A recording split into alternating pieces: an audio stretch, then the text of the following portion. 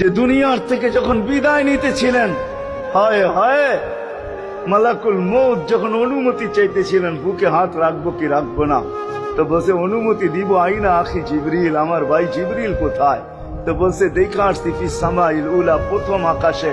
একটু পরে উনি সালাম দিয়া ঢুকছেন, ওনার চোখে পানি ছিল।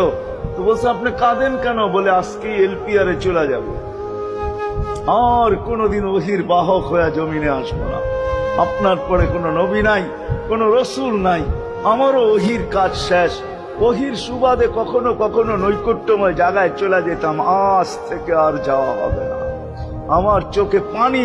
দীর্ঘ ১.৫ লক্ষ নবী, ৩১৩ জন রসুলের কাছে আমি নিয়ে আসছি।